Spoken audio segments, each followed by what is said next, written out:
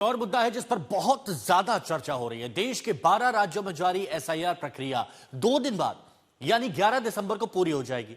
लेकिन voter list में सुधार की इस प्रक्रिया पर सियासत थमने वाली नहीं, क्योंकि बहुत से सूबों से लेकर संसद तक विपक्षी नेताओं ने एसआईआर के खिलाफ मोर्चा खोल रखा है। लोकसभा में चुनाव सुधार पर चर्चा चल रही है। हालांकि इस चर्चा के बीच विपक्ष का मुख्य बिंदु एसआईआर ही है। एसआईआर के बीच यूपी से भी बड़ी जानकारी सामने आ रही है। चुनाव आयोग की माने तो यूपी में करीब 3.25 करोड़ फॉर्म वापस नहीं आए हैं, जो फॉर्म भरे गए थे। अगर 2 दिनों में फॉर्म वापस नहीं आते तो ये नाम वोटर लिस्ट से कट सकते हैं।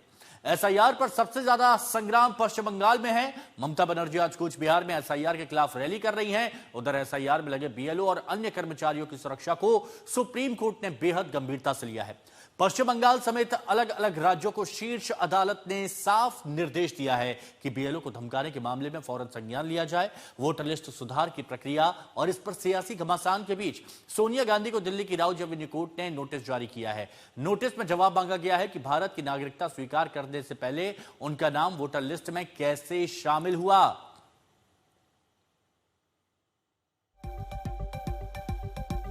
इन सभी खबरों पर हमारी नजर रहेगी, लेकिन सबसे पहले बात यूपी की, जहां पर योगी सरकार का घुसपैठियों पर फुल प्रूफ एक्शन प्लान तैयार है। यह बड़ी खबर हम आपको बता रहे हैं। देश में पहली बार घुसपैठियों का डेटाबेस योगी सरकार की तरफ से तैयार किया गया है। घुसपैठियों का डेटाबेस, अब इसमें बायोमेट्रिक प्रोफाइलिंग होगी।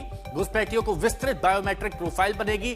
सभी नाम नेगेटिव लिस्ट में दर्ज किए जाएंगे। नेगेटिव लिस्ट देश भर में शेयर की जाएगी, जिससे घुसपैठियों की दोबारा एंट्री नामुमकिन होगी। नेगेटिव लिस्ट होगी ये, जिसमें नाम दर्ज हो गया, और अगर एक बार नाम दर्ज हो गया तो उसके बाद ये नेगेटिव लिस्ट देश भर में अलग अलग जगहों पर शेयर की जाएगी। अब शेयर होगी तो क्या होगा?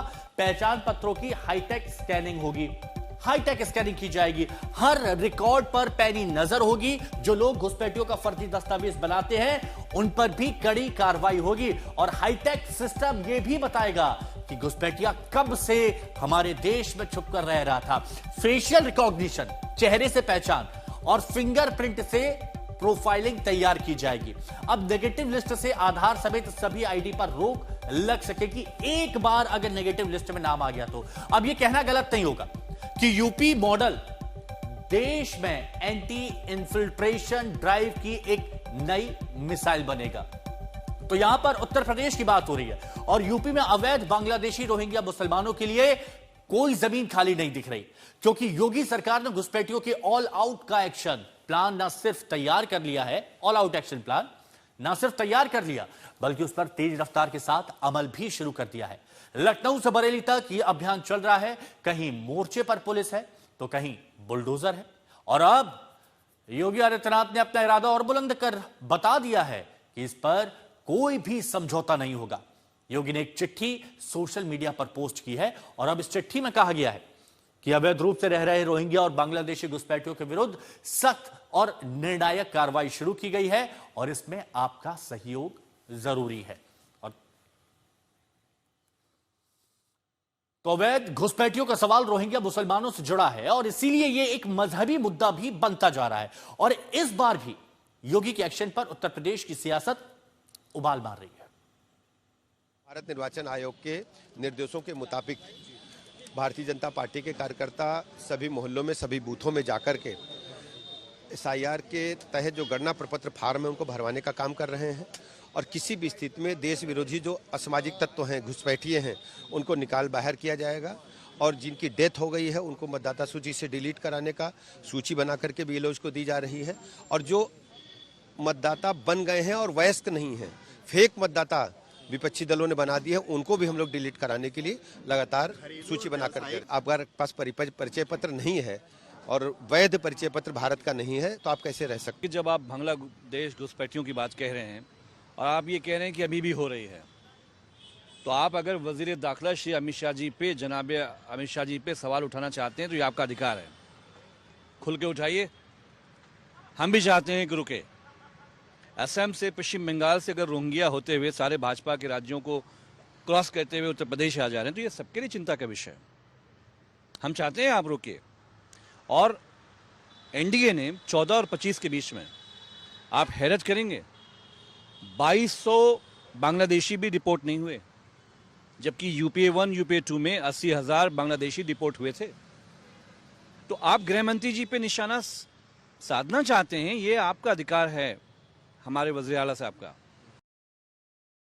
और देखिए, गिनती के सिर्फ 2 दिन यहां पर बचे हैं जब उत्तर प्रदेश में एसआईआर की प्रक्रिया खत्म होगी। और इस बीच बड़ी खबर यह है कि अब तक करीब 3.25 करोड़ मतदाताओं के फॉर्म जो भरे गए थे, जो उनको दिए गए थे, वो वापस ही नहीं आए हैं।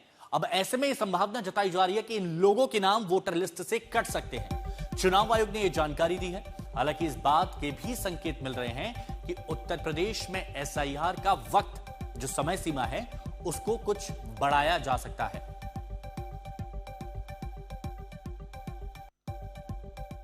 तो एसआईआर की बात चल रही है, तो थोड़ा सा और डिटेल में हम आपको बता देते हैं कि क्या कुछ तैयारियां यहां पर की जा रही हैं। अब ये देखिए कि करीब 2 करोड़ 75 लाख मतदाताओं के फॉर्म वापस नहीं आए, यानी फॉर्म उनको दे दिए गए हैं।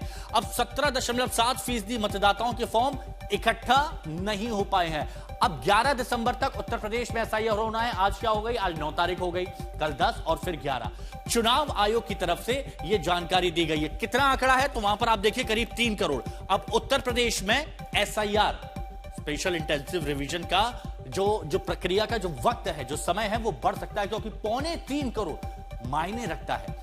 फॉर्म दिए गए लेकिन फॉर्म वापस नहीं आए हैं। 17.7% आबादी बताया जा रहा है। तो चुनाव सुधार पर लोकसभा में चर्चा के दौरान भी एसआईआर का मुद्दा उठा और विपक्षी नेताओं ने प्रक्रिया पर सवाल उठाया, जिसका सत्ता पक्ष के सांसदों ने जवाब भी दिया।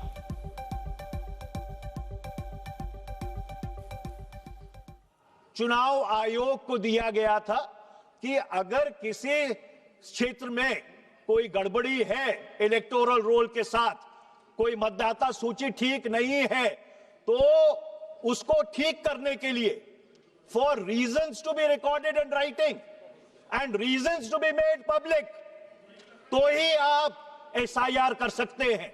आप पूरे बिहार के लिए एसआईआर नहीं कर सकते, आप पूरे केरल के लिए एसआईआर नहीं कर सकते, आप पूरे पश्चिम बंगाल के लिए एसआईआर नहीं कर सकते।